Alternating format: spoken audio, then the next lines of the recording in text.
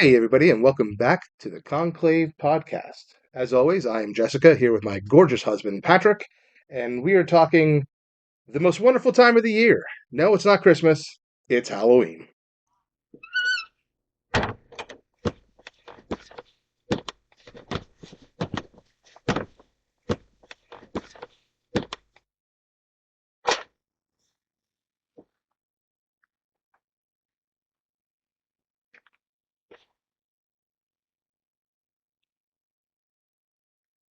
Welcome to the Conclave.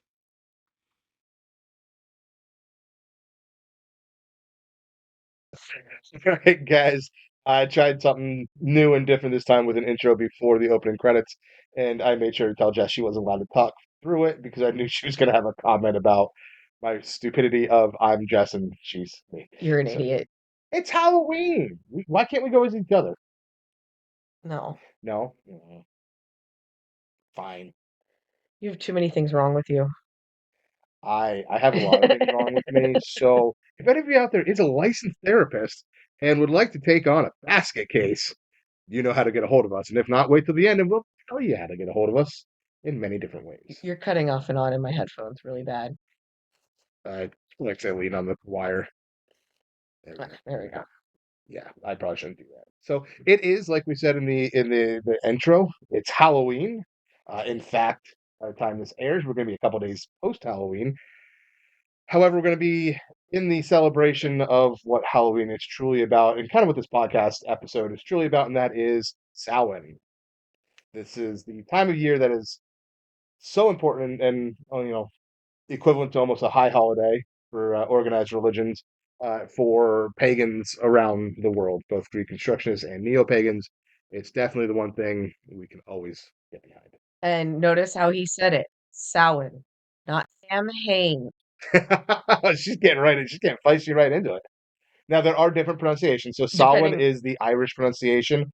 I believe the Scottish is more of a it's Samhain. Samhain, Samhain. according to the dude we follow who does all this So there Scottish there is mythology. two, the Samhain, and then there's one that has more of a V sound. Yes. So take note. This is a holiday that was developed and kind of coexisted amongst the Celtic nations out there. So all of them, because Celtic is a style of language, they all have very similar pronunciations. They might be a little bit different.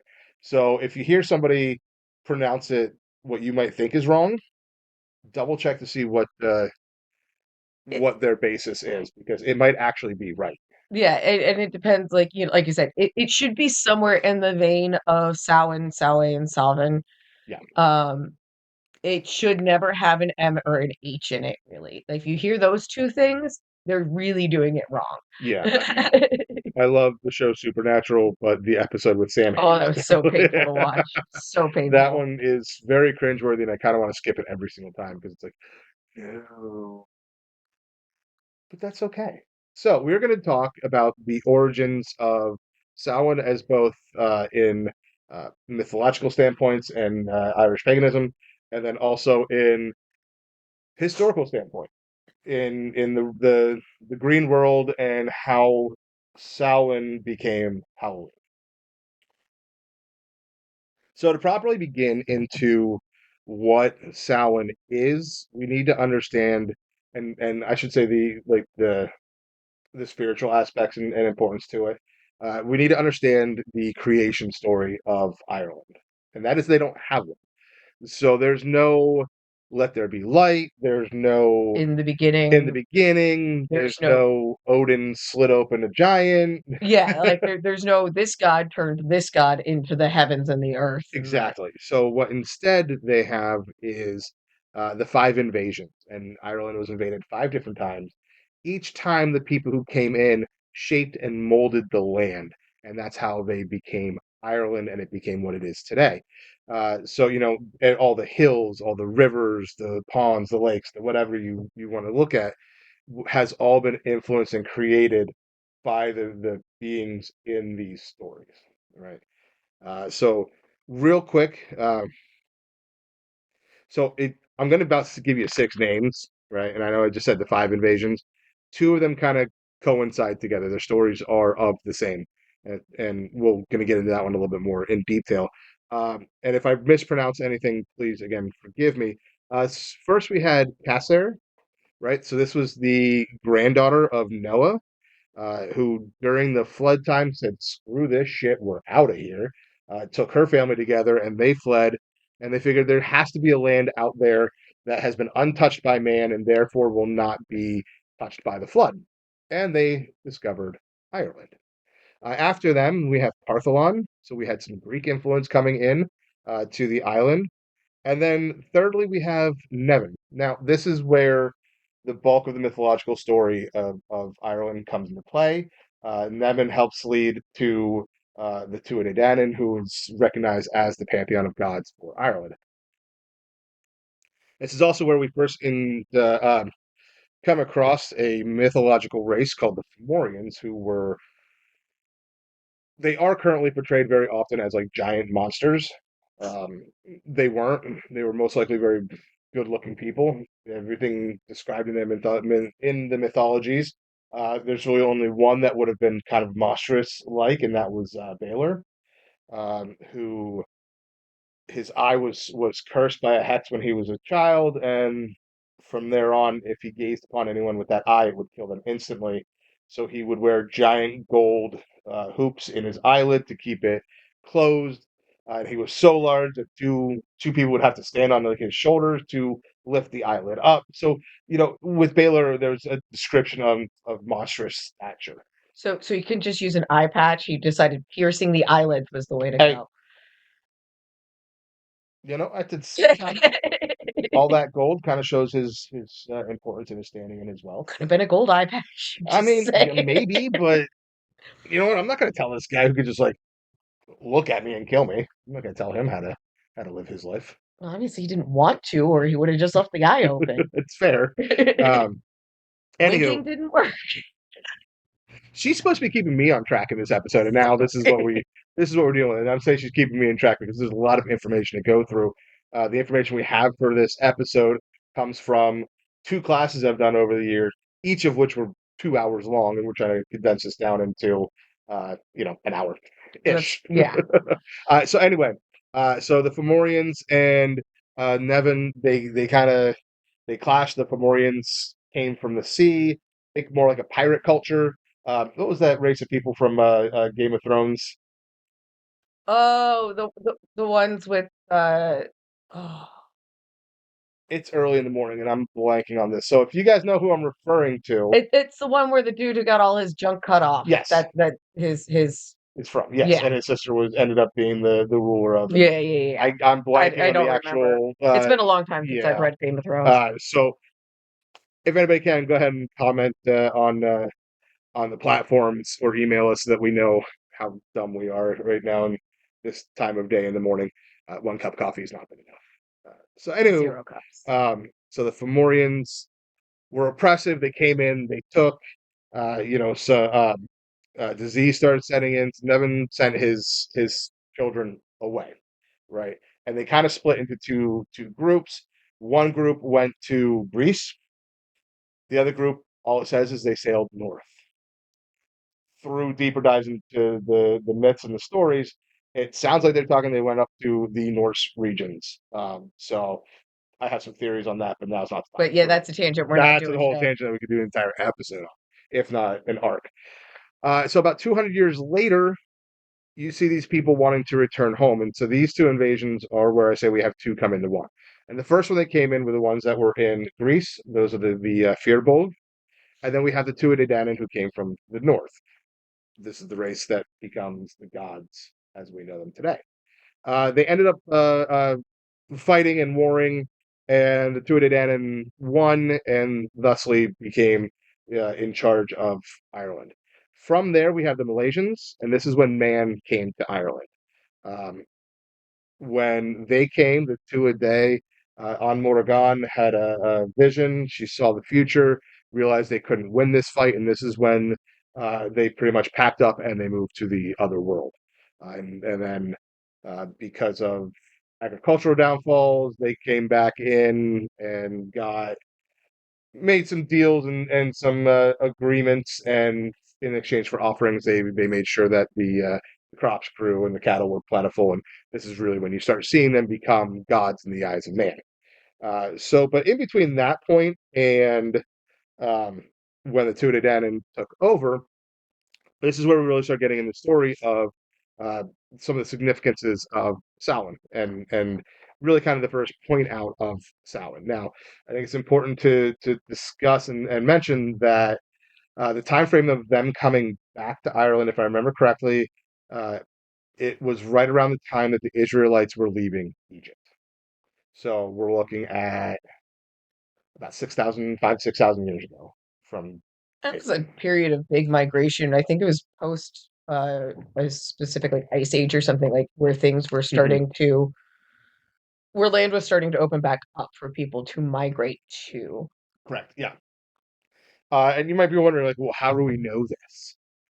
Historians have Archaeology. looked at it and looked at the stories, and there is a similar stylization of storytelling and descriptions and everything of the such that they're able to take, even though because this is an oral tradition, it's not written down, so they can't just carbon date the papyrus. So they look at the stylization of how they told the stories and the details given in it. How gory was it? What was acceptable? What wasn't acceptable? And that's how they're able to then calculate it across Names and history. epithets used that Yeah, were yeah, standard for certain periods of time. exactly. So because they can't find carbon dating for the Irish stories, but they can for the Egyptian. So if the Egyptians are historically like knocking in, they're like, okay, this is the time that these people said, no, screw you, let my people go and left. And oh, look, we tell stories the exact same way that they're telling it over here. It's that correlation of like, okay, this would make sense, and we're going to roughly date this to that time frame. So the Tuatha they go to war with the Firbolg. It was always going to be them coming out victorious. Even the king of the Firbolg had dreams, prophetic dreams of them losing control, and yet for some reason the dumbass still went to war, even though he was given the option, hey, we'll take this half the island, you take that half the island, and we're going to live in peace and harmony because this is the land of our ancestors combined, not just individually. We don't have to fight, and they're like, screw you, we're fighting. And of course they end up losing. So in that fray, the king of the Tuatha loses his arm, and because of their rules and their society, if you're incomplete you can't be in charge. So he loses his kingship, and they go with this gentleman by the name of Bress, because he was half Tuatha and half Fomorian. His dad was Fomorian, his mother was Tuatha. And the story of his birth is how we kind of know the Fomorians were not ugly beasts, because his dad is described in the stories, and hubba hubba hubba. Just saying, just saying. I wouldn't kick him out of bed for eating crackers. Anywho, I'm making a very long story even longer. So, Yeah. uh, short end of the stick is he showed more loyalty to his Fomorian side than he did his Tuatha side. Subjugated his own people in exchange for giving to the Fomorians. And after a while, the Tua was like, "Screw this, we're over it," and they start kind of talking amongst each other of, "Can we overthrow this? Can we do this?" At this point, they've been starved, they've been weakened, they don't have the power that they did, or at least mentally don't think they do. And this is where it kind of leads into one of the first references to Samhain that I've seen. There may be other ones out there. Definitely not the authority I wish I was on it. um, Working on it. I'm working on it. It's a lifelong work. But so it talks about the Dagda going to meet this woman, his wife, at the river, and that this was an annual meeting right about the time of Samhain. So we're looking at, the few days kind of leading up to, actually probably roughly right around the time frame that we're recording this on, right? Yeah. So Probably right it's what, the now. 28th, 29th today? I don't know. Yeah, It's Wednesday. it's the 29th of December today as we record for a release on the 2nd of November. Love that time gap. But so it's right around this time frame where he goes and he meets his wife, and it goes into the story. She had one leg on one side of the river, one on the other, 9 plaits in her hair. She was washing up, and it was a coupling. They have a set date every year to get together and And brown chicken, boat. brown cow. let's have a little respect. That's my goddess you're talking about. And It's of also course, the Dagday. who is known for dragging a large club. He was putting her through a mattress. Let's just be Oh, wow. honest. Wow. When did it become Lupercalia? Just saying. So anyway, they meet and they come together, and the reference is, like I said, to about right before Samhain. So now we're knowing that this is a recognized time going further back. Now you can't say, but Pat, that's just the time frame that the authors put it in and the storytellers put it in. Well, maybe, but it still shows significance to the time of year that is now celebrated as Samhain. And it's currently the best we got, guys. Like Yeah, that's this also is what happens when you're reconstructing stuff that doesn't even have archaeological evidence to it anymore. I Like, like that you said anymore because if you say not at all, that would then kind of go into the well, that's not really a thing. right. So it's like So we're reconstructing from multiple sources, some archaeological evidence and oral tradition. It's very yes, difficult to connect the dots and give you firm dates, times, etc. this is very, very unfortunately true. That's one of the hardest parts about practicing a religion and studying a culture that was the oral tradition. People who followed the ancient, the Greeks or the Egyptians, They at least had a lot more of a written culture. they had a written culture. I mean, most of the Asian religions and practices, they had written records that go back far enough where you can say no, this is definitively how it's done. While the rest of us are sitting here going like, well, there's this, that, well, this. Yeah. It's an educated guesstimation, but it's at the end of the day, it is educated and it is an estimation. Don't come around and be like, well, that's a That's also where that fun little word that we tend to forget about in the pagan side of things that the Abrahamics have down packed, and that is the word faith. yeah. You have to have faith that this is what it is at face value. You have to have your own personal beliefs and faiths that go along with it. You want to narrow it down further? By all means, pull out your Charlie Day conspiracy board and go to town with the red ribbon. I encourage it. Oh, trust me, we have some, and maybe even next season we might get into some Some of of that, our and I weird. will set up the whiteboard to look like it because I got a few ideas. They're a little wild. Uh, so after the they meet and they couple, the Dagda asks for the Morrigan's input, and being a prophesizer, she already knows the outcome, and that is that they will be victorious and drive off the Fomorians. The problem is getting there. A lot of the people, like I said, they've been subjugated. They have had their food supply cut low. Their money's been cut low. They've been forced out of areas that are theirs. They've been forced into pretty much almost slave labor. So it's not exactly a great time for the gods. So a lot of them, even if they thought they could do it, had no idea how to go about it, where to begin, what any of that. So the Morgan says to the Dagda, "Hey, go get everybody together. I'm going to go into their encampment, and I'm going to be killing one of their kings." And let me recheck my Which king? which one.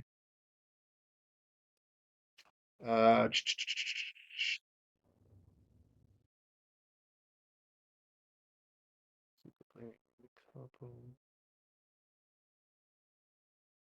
Ah, crap. I don't even have it in my notes from when I did the class. It was go to paperclip section 2 and read from this line to that line. I want to say I believe it was Indec that she ultimately ends up killing. There's a couple kings within the Fomorians. Baylor was one of them. Indec was another. Um, so let's go with that. Okay. If I'm wrong, I will correct myself. But as of right now, I do believe it was Indec that she ended up killing. But the impressive thing is, like, she sneaks into the camp and she sits in his tent waiting for him to show back up, and then kills him with her bare hands. And not only does she kill him with her bare hands, she brings palmfuls of the blood back to the two a day and to the gods that the Dagda has gotten to come together to meet, and just essentially shows out her hands is like they bleed, they die, we can do this, right? So it becomes kind of that rallying points that gets all of the army together. Um, you know, the translations that I've read don't exactly go into how she got into his tent, right? There's some speculation out there that she took the form of a crow and flew in on the scene. You could maybe there's argument for the same for a lot of her other Or other forms. forms. She could have been a wolf that just kind of walked in through the back flap of the tent. She could have snuck in, got close to the tent, turned into an eel, and kind of like slithered and flopped underneath. Could have hidden herself as a heifer in the herds of their cattle and their food. My personal gnosis, and from my journeying and going through the stories with her, yeah, she just strolled in. She just walked right in. She just seemed Kind the of, type. She's like, I can sneak in as a human. yeah, They've got ladies in the camp. They don't know who I am. yeah. She just essentially walked right through the camp, right into his tent, sat down in his chair, and kind of like peeked peeked her fingers like Mr. Burns style, crossed her legs, and just waited for him to show up. And I think if they would have had swivel chairs back then, she would have made sure her back was to the door so she could swivel around for that perfect reveal when the king showed up. Um, and then just proceeded to just took him down, just flat out took him down. And like I said, this was that rallying point that got everybody to go like, heck yeah, we can do this. And from there, the armies converged. There was other negotiation techniques and tactics. Um, the Heroes rise, heroes Yeah, fall. Like everything kind of went through along the proper lines, and they were prepared for the war that was going to last like 7 years, and it was done in pretty much a day. They had uh, learned their lesson and wasn't going to allow their king to participate. At that point, the king of the Tuatha De Danann was Lu. They were going to try to keep him away, and they actually had a bunch of charioteers that were circling around his chariot and was like, "You're not going anywhere." And he said, "Screw you guys, I'm I'm getting involved." And it's good that he did, because just as he was showing up on scene, Baylor went to raise his eyelid. Lou used a slingshot to send his eye out the back of his head. Ended up killing a whole bunch of Fomorians rather than the two a day. Oh, somebody attacking a giant with a slingshot and taking him out. Mm-hmm. Hmm. Let's. Moving on. Yep. Uh, only because I'm not quite sure which one came first, like which Which story story came first? came first in the lineage. So I don't want to blame anybody for stealing things. Just saying, it's a. Just saying. I mean, you have Odysseus taking out the Cyclops too. Like you have, This is true. This is a story told through time. yeah. So just interesting Yep. and back on track. Sorry, I was supposed to be keeping you on track, and I just That's okay, because you know what, we're getting through this story faster than I thought we would. So, good. um, but that does bring up the interesting note and the point that when you look at religious texts throughout the cultures and throughout time, they do line up big time. There's a lot of cultures out there with a flood story. There's a lot with a Giants. giant being taken out by a little dude. There's a lot of uh, my God died for his people and came back from the dead. In all honesty, the feeling I always kind of get from the Irish gods when it comes to the passion and death and rising of Jesus is once. That's cute. Yeah, I but swear, some pantheons, it's like a it's like a season of Supernatural. Where it's like, oh, somebody died. No, they didn't. Like, yeah. just wait, they'll be back. Hey, just listen to the next story, and it becomes it to a degree. It's so frequent. There's not even an explanation on how they're back alive. Like, It's so just and so they're died, just back. They're just there. and then the next story, it's like, and so and so was like, wait, didn't you just die? I just cried over your death, but no, they're back. um, so that kind of is the story of the Tuatha fully becoming in a very condensed, very quick, abridged version. Believe me, you can go through this story with a fine tooth comb for hours, if not days, and still barely scratch the surface. It's been translated numerous times, and each time is always a bit different because the translator themselves puts a little something different into it or keeps things out. There's a lot of translations early on that would keep out the fact that the Morgan and the Dagda had sex because that's just not proper. And there's probably like entire prophecies. Morgan Daimler just um, released their translation of all of these two war stories, and at the end of it, there is the Morgon has just like a very long prophecy. She's one of the first ones to fully translate that. There's a prophecy in the middle of it that never got translated until her translation. Because as people would look through it, they either go like, there's 6 words here that we don't have a translation for, so we're just not going to do it, or again, that's not proper. Um, but what Morgan Daimler does is anytime it comes upon words like that or sections and translations like that, there's a footnote going into the different things that that word most likely means and why they chose the definition they did, right? So it's an absolutely fantastic way of doing it. So there's always evolving around this. There's always good stuff to come with it.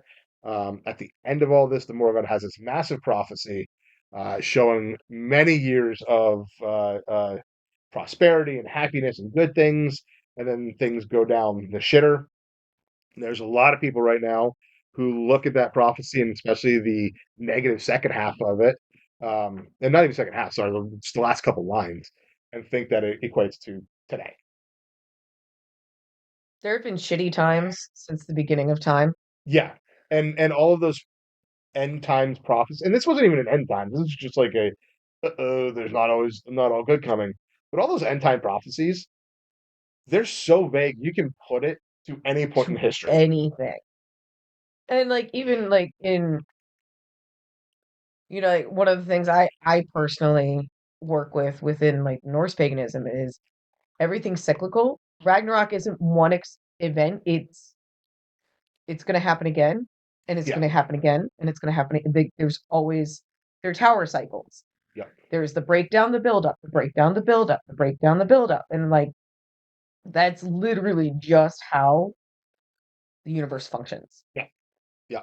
So now, before we go into the historical side to it and kind of the how we get from one to the other, uh, is there a Norse Samhain? Is there Not, stories to go along with it?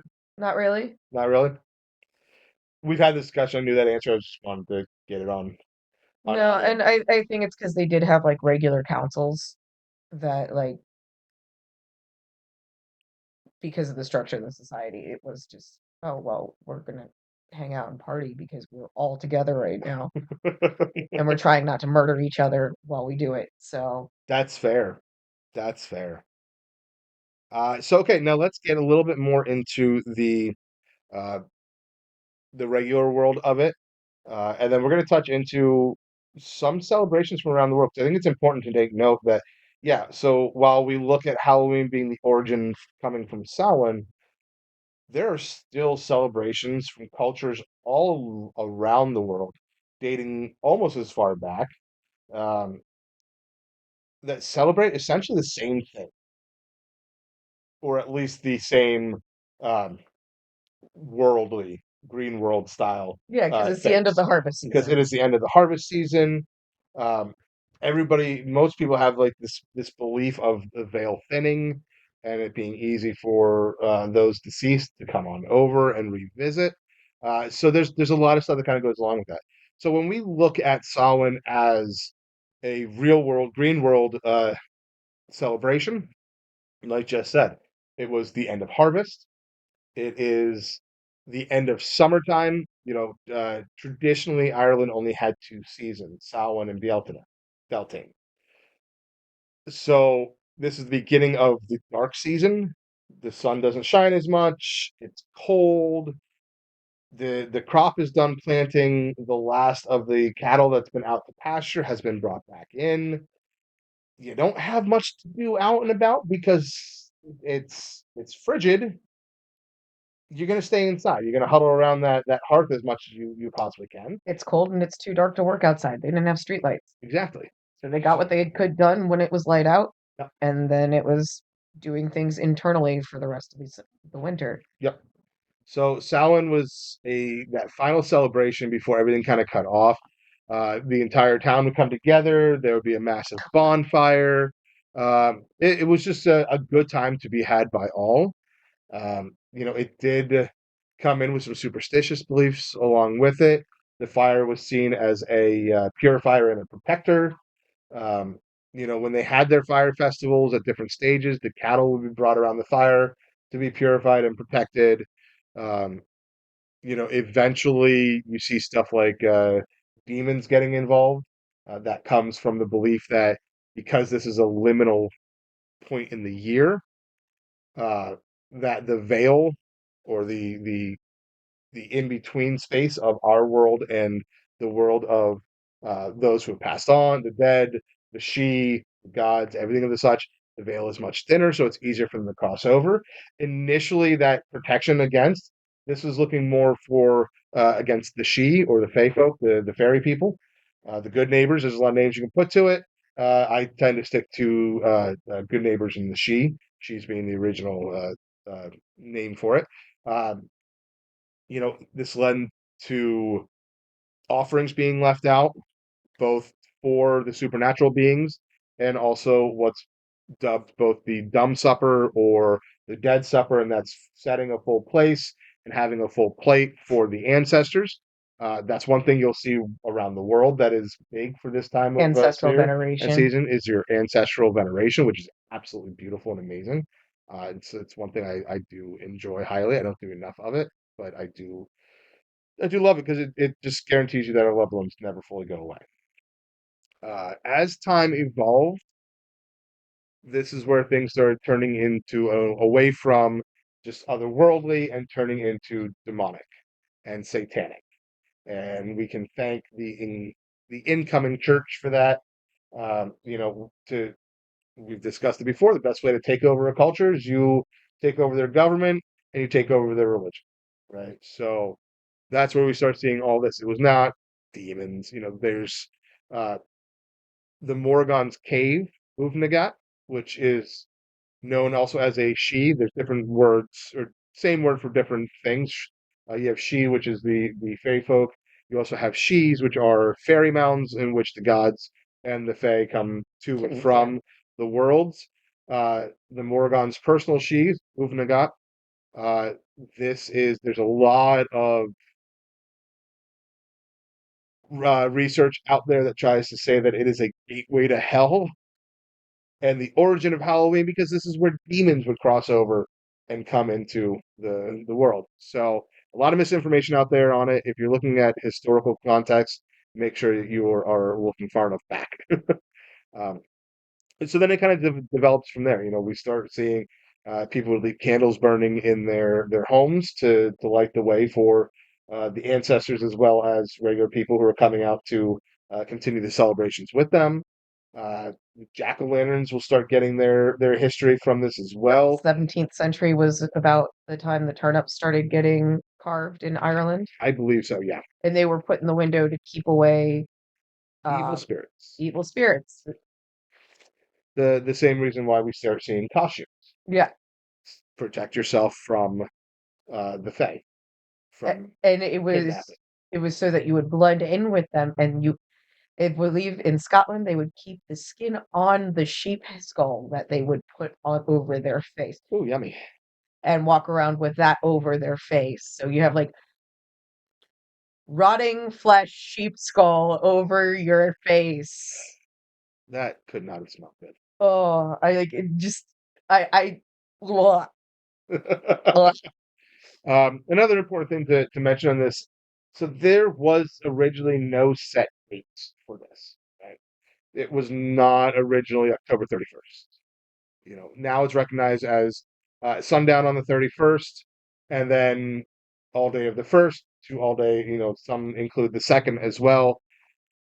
In the beginning, each different region of the island would hit the harvest point at a different time. You harvested when your crops were ready, which means you partied the end of the harvest when you finish your harvest. Right. So while they were all roughly around the same time, there was no set date, and it's only recently become a set date.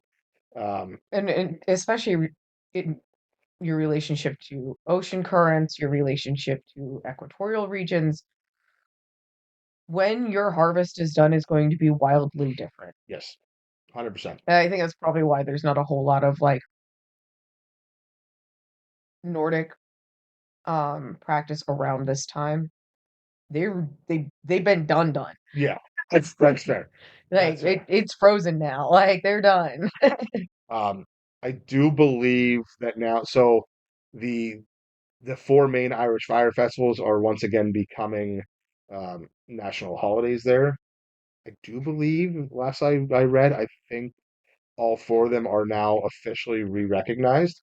Cool. Um, Samhain, I do believe, is dated as November 1st.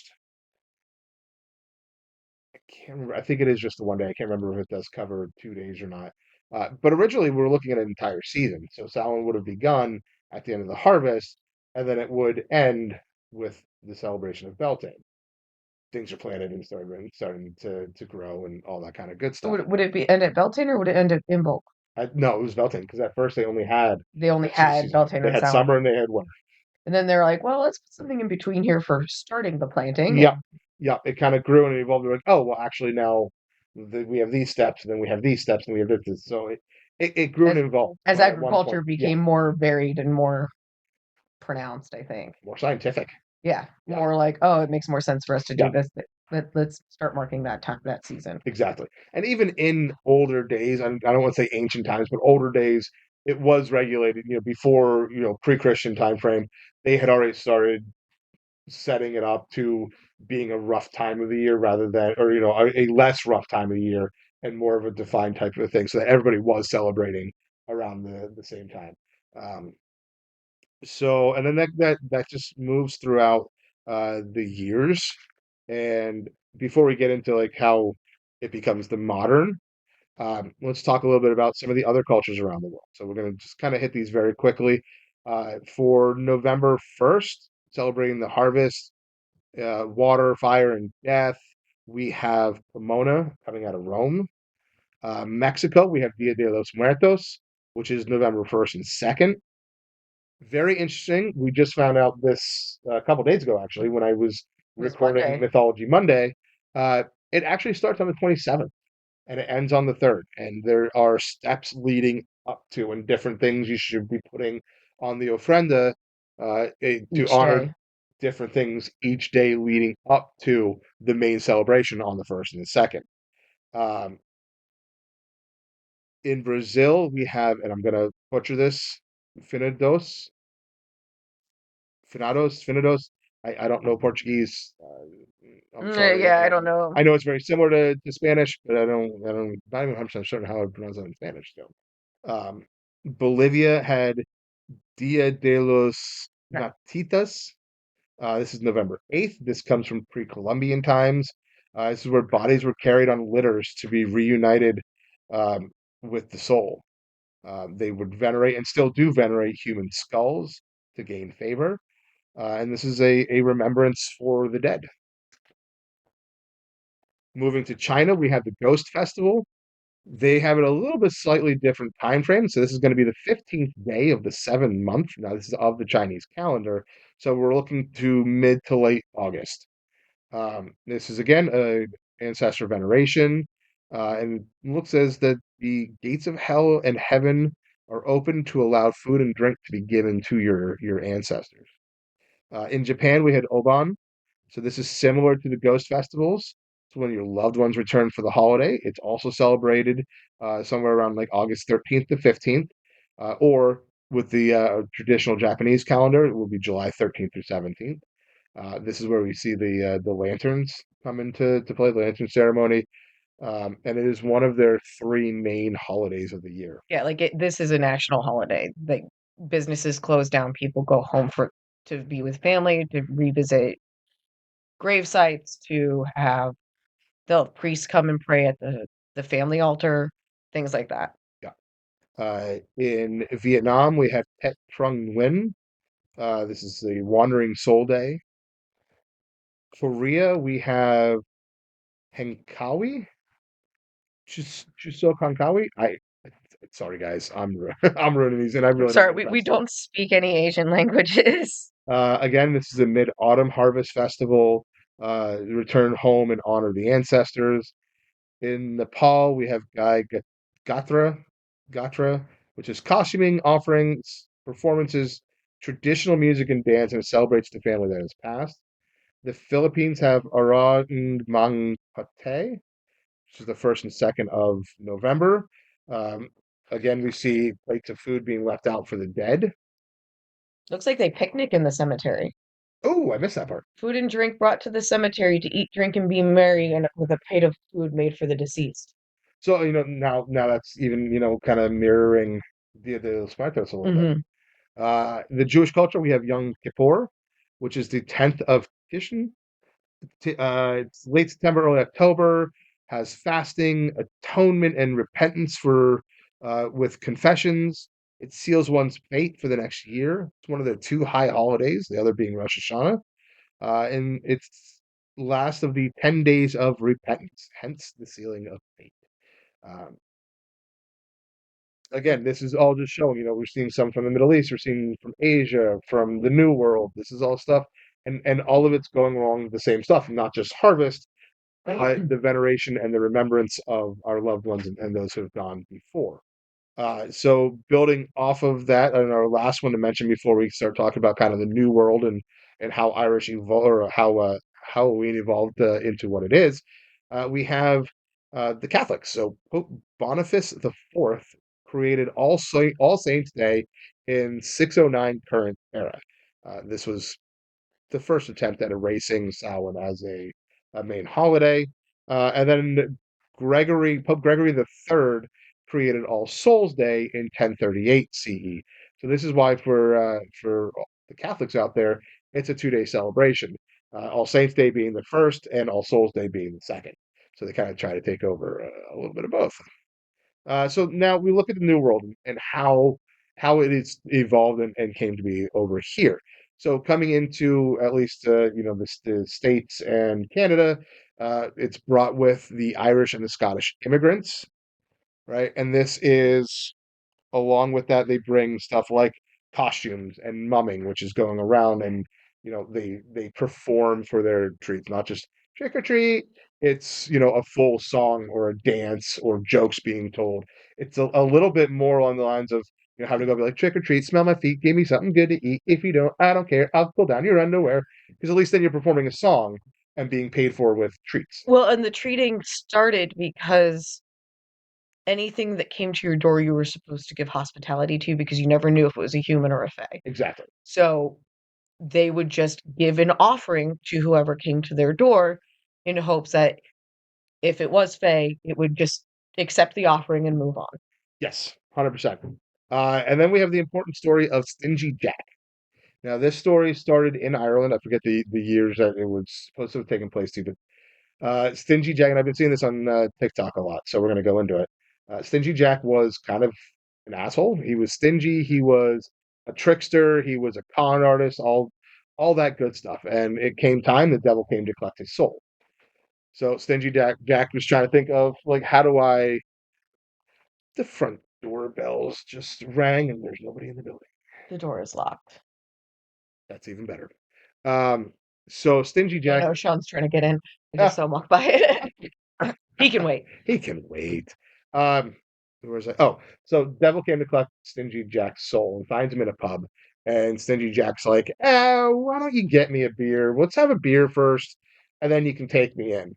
Um, And Dev's like, fine, whatever. Sits down, they have a beer together, they have conversation, and Stingy Jack essentially convinces the devil that he's the one that has to, he who gets the pie gets the round pays for the round, essentially.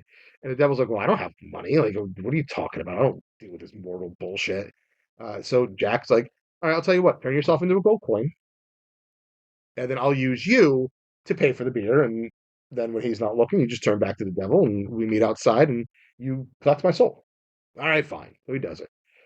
But Stingy Jack picks up the gold coin, pops it in his pocket, which he also had a small silver crucifix in. So the devil is unable to return to his own uh, to his body and his own image. And from the pocket's like, yo, asshole, let me out of here. This is some bullshit. And Stingy Jack's like, hey, I'll tell you what, give me a year. Give me 1 year. Let me put my affairs in order. Let me just kind of like party for a little bit longer. Let me say my goodbyes.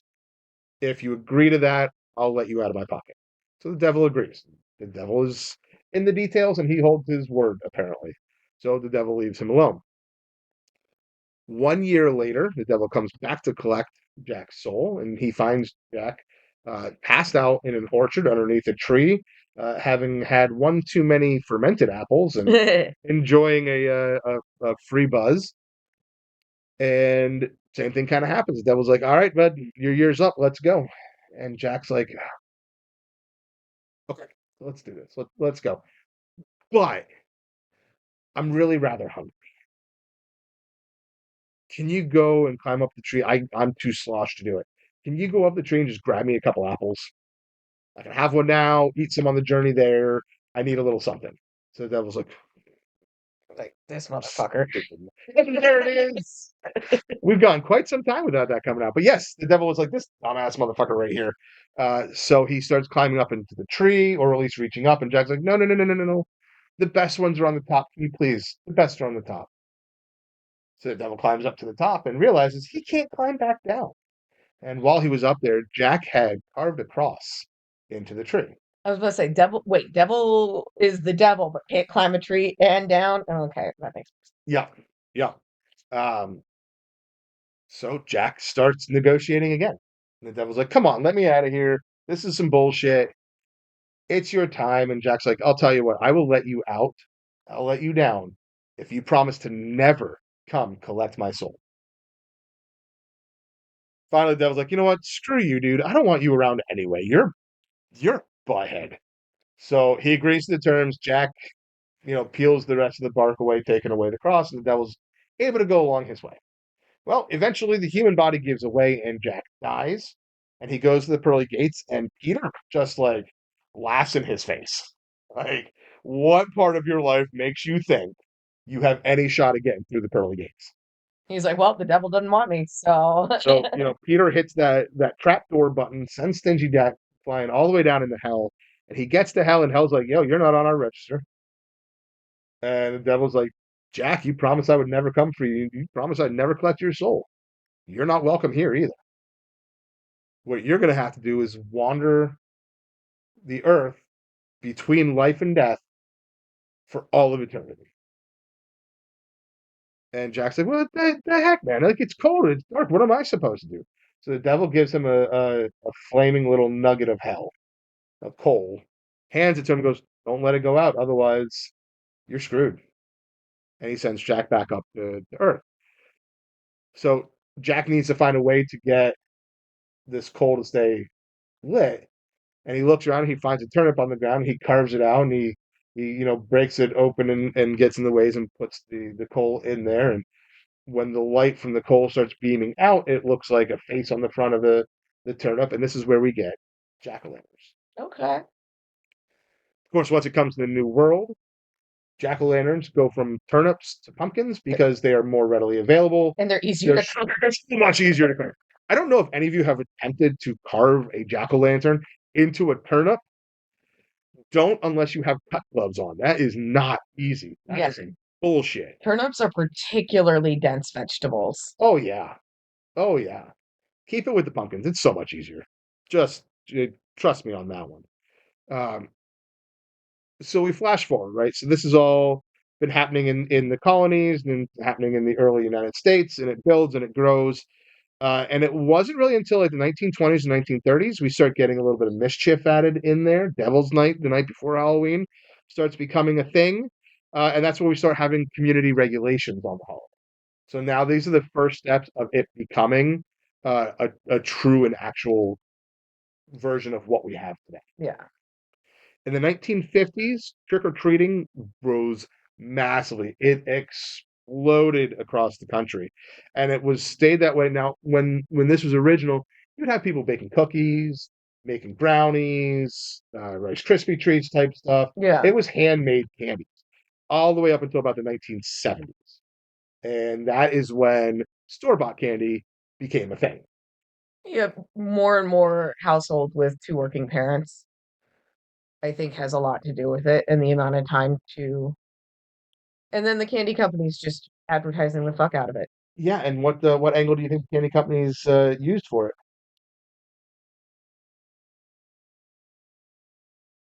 They're putting razor blades in your candy. Oh, They're putting drugs in your candy. the Reese's got So cocaine. the Reese's got cocaine. So now capitalism enters the story. So you Now, get folks, let me tell you prepackaged. right now, we own our own business, so I am not anti-capitalism, okay?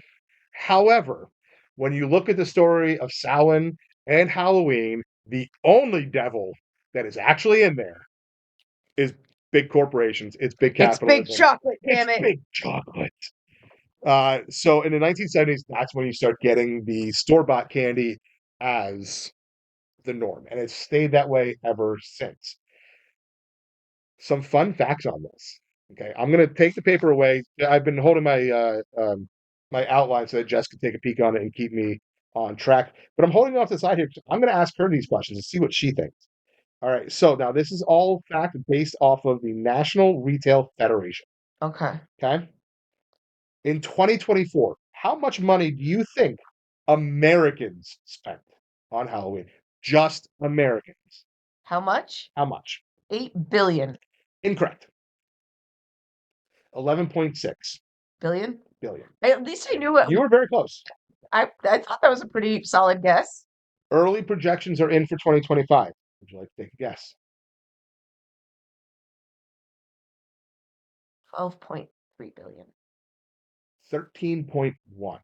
We're on track to spending $13.1 billion on Halloween alone. The previous set record was 2023 at $12.2 billion. And that is just this country. That's nowhere else. Now, let's also take a note. We probably go heavier for Halloween than anywhere else in the world. I pretty much think that's like a common European thread is like how much they love how hard Americans go for Halloween. Like how gung ho we are about this holiday because it makes no sense that we are. Yeah, yeah. Like we're just like absolutely we're going to dress up as sexy nurse and get schmammered and eat all the candy. Yeah. Like we're like that's an option. That's a holiday option. We pick that one. We pick that one. That's the one we pick. Now, do you? Now, I'm like 98% positive. I know that the answer I'm going to give to this is the right answer. So I'm going to go ahead forward with it. Do you know like the European country that is the most dead when it comes to Halloween? No. Germany. Well, I can see that. If I'm remembering, and if the research is still holds true. Now, this is from a couple years ago. This is probably about 2 years ago that I did this specific class. So it may have changed since then. But I do believe in Germany, it's only very small little pockets that do any kind of celebration for it, and even then, it's really not a thing. Like trick or treating doesn't exist. I mean, have you met Germans? Oh, we're gonna go there. No, I'm just saying it's like they're like, oh, you want me to give like, we don't want to talk to you. We don't talk. Now we'll let people know. You spent some. I did exchanges with Germany. Yeah, I've she spent was an time in exchange Germany. student in Germany, so They're she has they're a little life they're experience on lovely it. people, but the act of just mindlessly going like it's way too unstructured. Yeah, yeah, and I think it does hold true for most of Europe. If you're seeing it happening, it's probably in a larger city. Hmm. It's not going to be in the rural areas. It's not going to be in small towns. It's going to be the big major cities, and it's most likely because they're like Jess said. People are like, "Dude, you guys do that? That's awesome! Let's get another excuse to party." Right. It's like when they realized that the Red Solo Cup wasn't just a movie thing. Yeah. So yeah, when we look at the money spent on it, it gets broken down into four categories, and that is costumes, decorations, candy, and greeting cards. I didn't expect greeting cards to be in there, but apparently, so for 2024, Americans spent $700 million on greeting cards, on Halloween greeting cards. Who? Who's doing this? My mother. Oh yeah, no, like Like probably now you say half of that Boomers. It's a boomer half thing. of that 700 million is probably your family alone. Jesus Christ, They're right? insane when it comes to greeting cards and thank you cards and all this. Coming from a family, it's like meh, whatever. You might get a birthday card. I don't. I still don't. It's been 15 years. I still don't understand it. No. But yeah, boomers. That's where it's Boomers, coming from. boomers. Uh, Candy was done the lowest side to this. I'm a little surprised. Have you seen how expensive costumes are now? Fair, but this is by a good amount. I mean, I got 3 pounds of Milky Way bars off Amazon for $12. Fair. So you are part of the $3.9 billion spent on candy. Man, Of course, that was candy. 2024. That was this year. But decorations 4.2, costumes 4.3. These are all billions with a B. And now we know how Spirit Halloween keeps taking over abandoned buildings every year. That is one of the most genius It's so like I business wanted. plans ever. It is so unhinged, that business plan. Like, what MDMA were you on that you were like, you know what we're gonna do? We're gonna take over every abandoned strip mall store, and all we're gonna sell for 1 month is Halloween. Cheap, crappy Halloween at that. And then we're gonna shut down, and then we're not gonna see each other like again for another 10.5 months. Oh, not anymore though. Not anymore. Now we have Spirit Christmas. But Spirit Christmas is not in like they only have like a handful of locations right now. It's still in the beta testing. That's fair. And we are actually lucky enough the Spirit Halloween on McKnight Road is going to be a Spirit Christmas. Is that? Oh. We're gonna call that lucky. I'm curious to see what it's like. I don't know, probably like every other Christmas shop, but with cheaper decorations.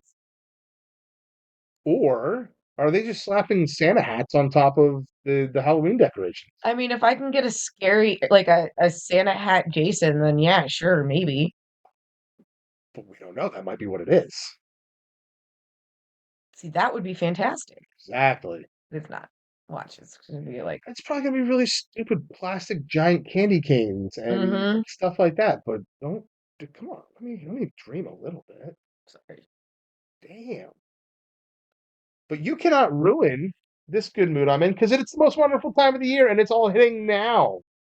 Hitting now. I've always loved this season. Always. Halloween, fall, horror movies, all that good stuff. And now, spiritually speaking, my main holiday of the year, my main practice is that same time.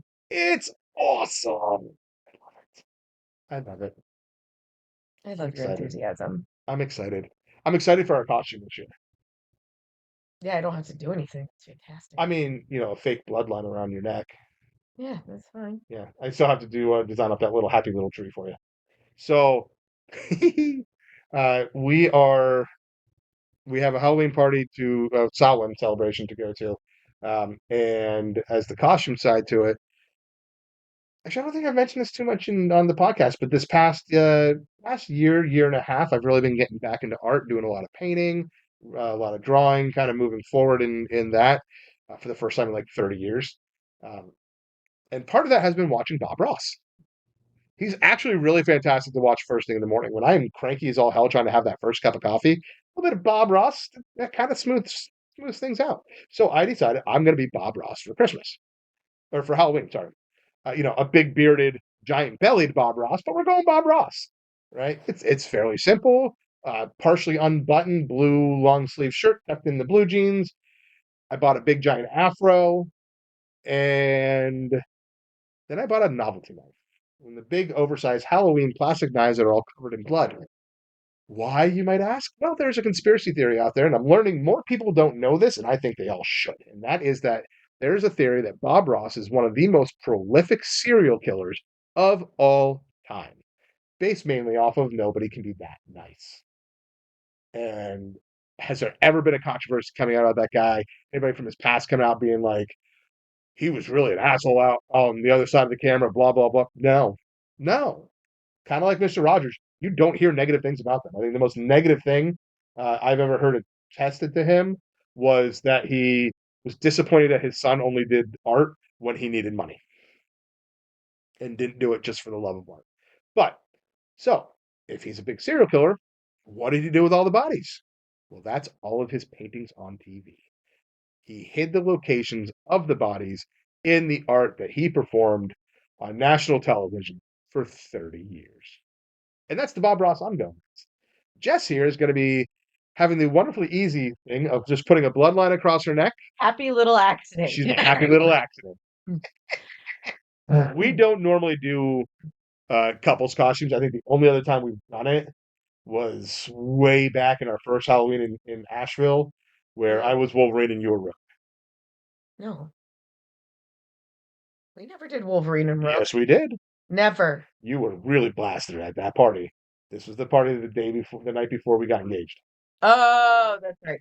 No, the other couple's costume we did was Doctor Who and the TARDIS Oh, that's right. Our last Halloween in Asheville. Asheville, I was The 10th Dave Doctor. Tennant Doctor. Jess had a TARDIS dress, but we'd also just found out that we were pregnant with Jaina, and so we made a little Weeping weeping Angel. angel. So when people looked at Jess, she would have it with the eyes closed, and then scary face. She'd flip it around in her scary face when people looked away, and it's quite fantastic. Mhm. It was a good time. Actually, I think that's how a bunch of people at that party found out that you were pregnant. Yep. We never kept it secret, but we weren't blasting it we around. weren't blasting either because that's just not the type of people we are. Yeah. But yeah, so that's it, people. Excuse That me. is the down and dirty, fast and easy breakdown of Samhain and Halloween, going from mythological stories to Modern. corporate greed and money. But I will gladly continue to dump some money into that 3.9 billion of candy because Daddy likes his candy. Yeah, in fact, I got a big bowl in the kitchen that I'm about to break into now that you've said candy like 300 times. All right, guys, we will cut it off here. Looking at the timing, we did pretty gosh darn good at keeping it contained. Nice. So as always, if you have comments or questions about everything in the podcast, in the episode, especially the name of the people from the kingdom from Game of Thrones that was all pirates and seafaring, um, really would appreciate that. Anything else that you want to correct us on or ask about or confirm, fantastic. Please do so. You can leave comments on any of the podcast platforms in which you are listening or watching on. You can also email us at the.conclave.podcast at gmail.com or also the.conclave.podcast on Facebook or Instagram. Theon Greyjoy, that was his name. Yes. So it's but I don't the people that Theon yeah, it's House Greyjoy. They're but there was a name for it. Yeah. But yeah, so now we got you one clue closer. So you go ahead and get us the rest of the way. As always, please like, share, subscribe, smash that follow button, all those good things. The more you do that, the more the podcast gets out and around. Surprisingly, we have just a few more episodes left in this season. We'll change things up a little bit next year in 2026 for season 2. We'll be taking a small break in January for probably January and February to get some new material put together and do some extra research, things like that. So we'll let you all know about that as the last episodes kind of come near. But man, this year has just absolutely flown by. So do your thing. We're gonna do our thing. Have a great day. Until next time.